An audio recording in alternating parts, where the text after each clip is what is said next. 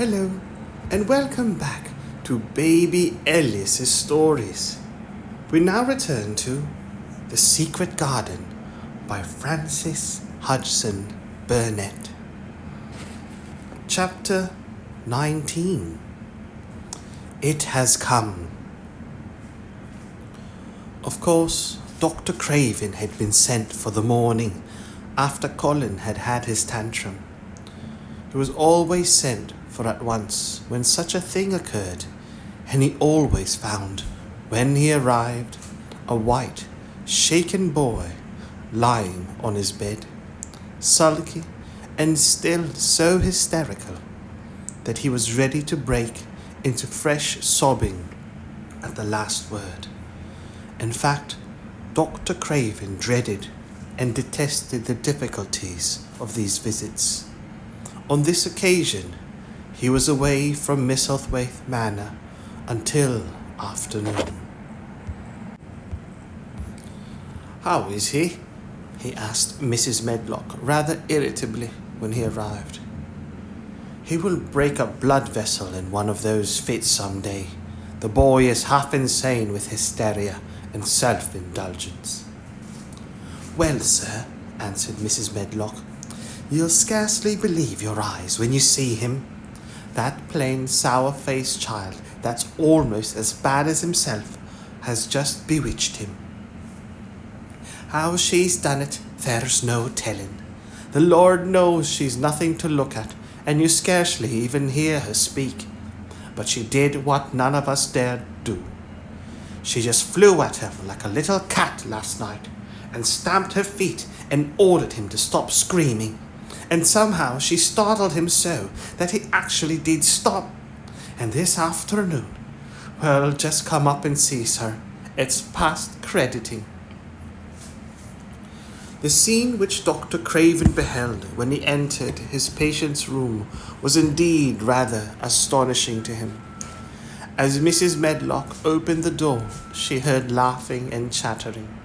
Colin was on his sofa in his dressing gown, and he was sitting up quite straight, looking at a picture in one of the garden books and talking to the plain child, who, at that moment, could scarcely be called plain at all, because her face was so glowing with enjoyment. "Those long spring spires of blue ones. We'll have a lot of those," Colin was announcing. "They're called delphiniums.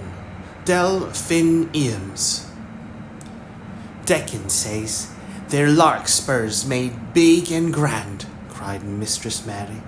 "They are clumps there already." Then they saw Dr. Craven and stopped. Mary became quite still, and Colin looked fretful. "I'm sorry to hear you were ill last night, my boy," Dr. Craven said, a trifle nervously. He was rather a nervous man. "I am better now, much better," Colin answered, rather like a Rajah. "I'm going out in my chair in a day or two, if it is fine. I want some fresh air." Dr. Craven sat down by him and felt his pulse and looked at him curiously. "It must be a very fine day," he said, "and you must be very careful not to tire yourself." "Fresh air won't tire me," said the young Rajah. And as there had been occasions when this same young gentleman had shrieked aloud with rage and had insisted that fresh air would give him cold and kill him, it is not to be wondered at this. It is not to be wondered at that his doctor felt somewhat startled. "I thought you did not like fresh air," he said. "I don't when I am by myself," replied the Rajah. "But my cousin is going out with me." "And the nurse, of course?" suggested Dr. Craven. "No, I will not have the nurse." So magnificently that Mary could not help remembering how the young native prince had looked with his diamonds and emeralds and pearls stuck all over him, and the great rubies on the small dark hand he had waved to command his servants to approach with salams and receive his orders. My cousin knows how to take care of me. I am always better when she is with me. She made me better last night. A very strong boy I know will push my carriage." Dr. Craven felt rather alarmed. If this tiresome, hysterical boy should chance to get well, he himself would lose all chance of inheriting Misselthwaite. But he was not an unscrupulous man, though he was a weak one, and he did not intend to let him run into actual danger. "He must be a strong boy and a steady boy," he said. "And I must know something about him. Who is he? What is his name?" "It's Dickon," Mary spoke up suddenly. She felt somehow that everybody who knew the moor must know Dickon. And she was right too. She saw that in a moment Dr. Craven's serious face relaxed into a relieved smile. "Oh, Dickon," he said. "If it is Dickon, you will be safe enough. He's as strong as a moor pony, Dickon is." "And he's trusty," said Mary. "He's the trustiest lad I Yorkshire." She had been talking Yorkshire to Colin, and she forgot herself. "Did Dickon teach you that?" asked Dr. Craven, laughing outright. "I'm learning it as if it were French," said Mary, rather coldly. "It's like a native dialect in India. Very clever people try to learn them. I like it, and so does Colin." "Well, well," he said. "If it amuses you, perhaps it won't do you any harm. Did you take your bromide last night, Colin?" "No," Colin answered. "I won't take it at first, and after Mary made me quiet, she talked me to sleep, in a low voice, about the spring creeping into the garden." "That sounds soothing," said Dr. Craven, more perplexed than ever, and glancing sideways at Mistress Mary, sitting on her stool and looking down silently at the carpet. "You are evidently better, but you must remember—" "I don't want to remember," interrupted the Rajah, appearing again. "When I lie by myself and remember, I begin to have pains everywhere, and I think of things that make me begin to scream because I hate them so. If there was a doctor anywhere who could make you forget you were ill instead of remembering it, it would have him brought here. I would have him brought here." And he waved a thin hand which ought really to have been covered with royal signet rings made of rubies. "It is because my cousin makes me forget that she makes me better." Dr. Craven had never made such a story stay after a tantrum. Usually he was obliged to remain a very long time and do a great many things. This afternoon he did not give any medicine or leave any new orders, and he was spared any disagreeable scenes. When he went downstairs he looked very thoughtful, and when he talked to Mrs. Medlock in the library, she felt that he was a much puzzled man. "Well, sir," he ventured, "could you believe it?" "It is certainly a new state of affairs," said the doctor, "and there's no denying it is better than the old one." "I believe Susan Sowerby is right. I do that," said Mrs. Medlock. "I stopped her in her cottage on my way to Thwaite yesterday, and had a bit of talk with her, and she says to me, 'Well, Sarah Ann, she mayn't be a good child, and she mayn't be a pretty one, but she's a child, and children needs children. We went to school together, Susan Sowerby and me.'" "She's the best sick nurse I know," said Dr. Craven. "When I find her in a cottage, I know the chances are that I shall save my patient." Mrs. Medlock smiled. She was fond of Susan Sowerby. "She's got a way with her, has Susan," she went on quite volubly. "I've been thinking all morning of one thing she said yesterday.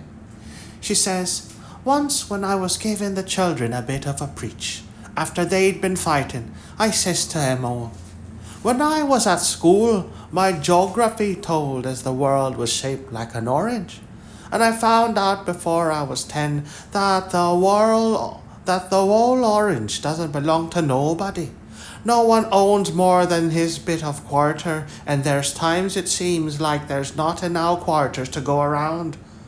But don't you, none of you, think as you own the world orange, own the whole orange, or you'll find out you're mistaken, and you won't find it without hard knocks. What children learns from children, she says, is that there's no sense in grabbing at the whole orange peel and all. If you do, you'll likely not get even the pips, and them's too bitter to eat. She's a shrewd woman, said Dr. Craven, putting on his coat. Well, she's got a way of saying things, ended Mrs. Medlock, much pleased. Sometimes I've said to her, "Hey, Susan, if you was a different woman and didn't talk such broad Yorkshire, I've seen the times when I should have said you was clever." That night, Colin slept without once awakening, and when he opened his eyes in the morning, he lay still and smiled without knowing it. Smiled because he felt so curiously comfortable. It was actually nice to be awake, and he turned over and stretched his limbs luxuriously. He felt as if tight strings which had held him had loosened themselves and let him go. He did not know that Dr. Craven would have said that his nerves had relaxed and rested themselves, instead of lying and staring at the wall and wishing he had not awakened. His mind was full of the plans he and Mary had made yesterday, of pictures of the garden and of Dickon and his wild creatures. It was so nice to have things to talk about, and he had not been awake more than 10 minutes when he heard feet running along the corridor, and Mary was at the door. The next minute she was in the room and had run across to his bed, bringing with her a waft of fresh air full of the scent of the morning. "You've been out! You've been out! There's that nice smell of leaves!" he cried. She had been running and her hair was loose and blown, and she was bright with the air and pink-cheeked, though he could not see it. "It's so beautiful," she said, a little breathless with her speed. "You never saw anything so beautiful. It has come. I thought it had come that morning, but it was only coming. It is here now. It has come. The spring. Dickon says so." "Has it?" cried Colin, and though he really knew nothing about it, he felt his heart beat. He actually sat up in bed. "Open the window," he added, laughing half with joyful excitement and half at his own fancy. "Perhaps we may hear golden trumpets." And though he laughed, Mary was at the window in a moment, and in a moment more it was opened wide, and freshness and softness and scents and bird songs were pouring through. "That's fresh air," she said.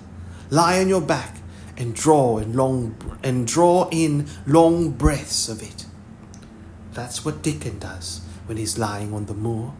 He says he feels it in his veins, and it makes him strong, and he feels as if he could live forever and ever. Breathe it and breathe it. She was only repeating what Dickon had told her, but she caught Colin's fancy. "Forever and ever. Does it make him feel like that?"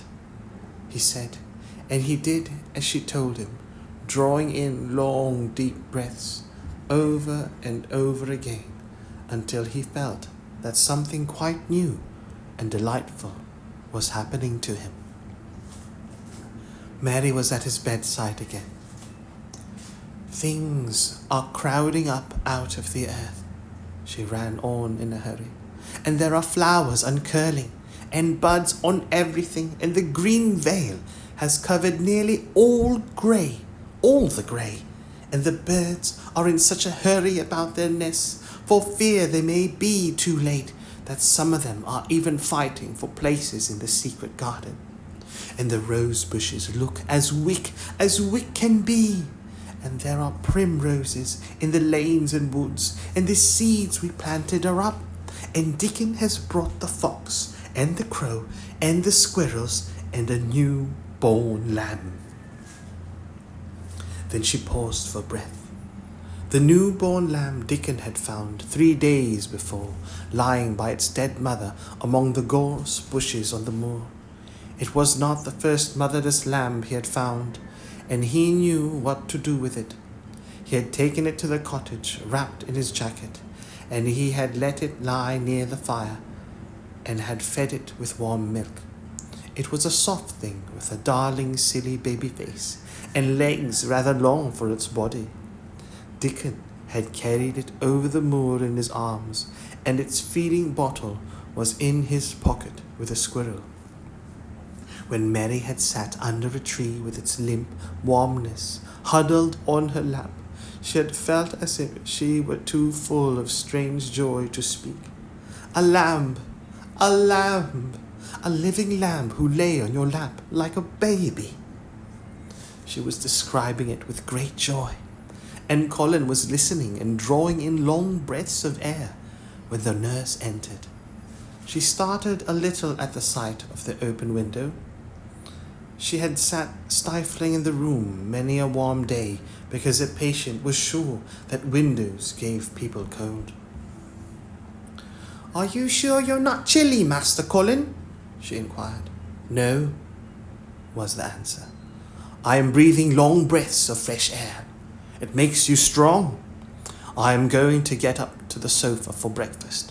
My cousin will have breakfast with me." The nurse went away, concealing a smile, to give the order for 2 breakfasts. She found the servants' hall a more amusing place than the invalid's chamber, and just now everybody wanted to hear the news from upstairs. There was a great deal of joking about the unpopular young recluse who, as the cook said, had found his master and good for him. The servants' hall had been very tired of the tantrums, and the butler, who was a man with a family, had more than once expressed his opinion that the invalid would be all the better for a good hiding. When Colin was on his sofa and the breakfast for 2 was put upon the table, he made an announcement to the nurse in his most Rajah-like manner. "A boy and a fox and a crow and 2 squirrels and a newborn lamb are coming to see me this morning. I want them brought upstairs as soon as they come," he said. "You are not to begin playing with the animals in the servants' hall and keep them there. I want them here." The nurse gave a slight gasp and tried to conceal it with a cough. "Yes, sir," she answered. "I'll tell you what you can do," added Colin, waving his hand. "You can tell Martha to bring them here. The boy is Martha's brother. His name is Dickon, and he is an animal charmer." "I hope the animals won't bite, Master Colin," said the nurse. "I told you he was an animal charmer.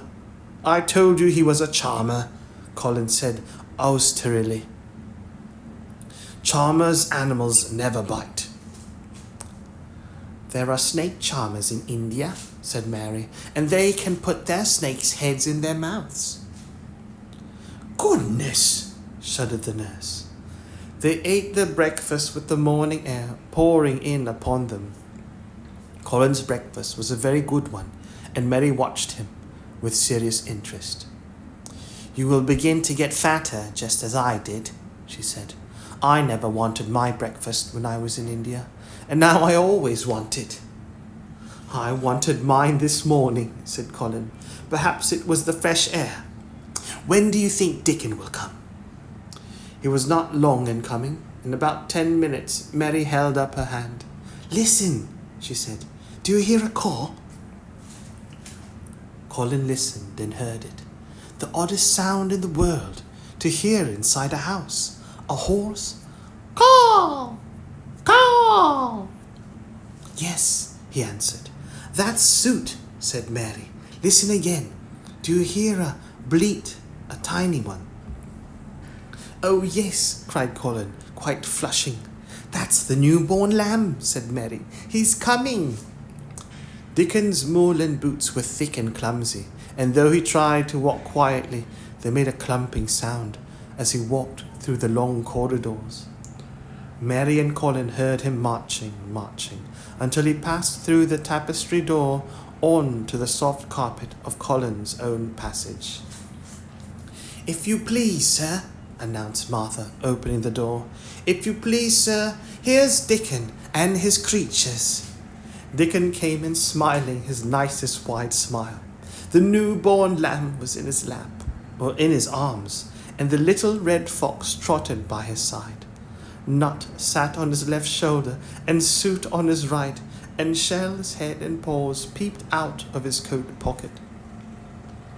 Colin slowly sat up and stared, as he had stared when he first saw Mary, but this was a stare of wonder and delight. The truth was that, in spite of all he had heard, he had not in the least understood what this boy would be like, and that his fox and his crow and his squirrels and his lamb were so near to him, and his friendliness that seemed almost to be part of himself. Colin had never talked to a boy in his life, and he was so overwhelmed by his own pleasure and curiosity that he did not even think of speaking. But Dickon did not feel the least shy or awkward. He had not felt embarrassed because the crow had not known his language and had only stared and had not spoken to him the first time they met. Creatures were always like that until they found out about you. He walked over to Colin's sofa and put the newborn lamb quietly on his lap, and immediately the little creature turned to the warm velvet dressing gown and began to nuzzle into its folds and butt its tight curled head with soft impatience against his side. Of course no boy could have helped speaking then. "What is it doing?" cried Colin. "What does it want?" "It wants its mother," said Dickon, smiling more and more. "I brought it to thee a bit hungry, because I know thou'd like to see it fed." He knelt down by the sofa and took a feeding bottle from his pocket. "Come on, little un," he said, turning the small woolly white head with a gentle brown hand. "This is what thou's after.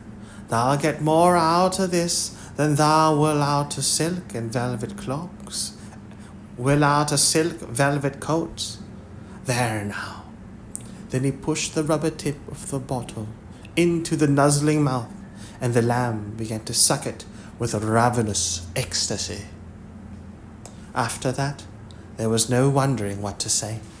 By the time the lamb fell asleep, questions poured forth, and Dickon answered them all.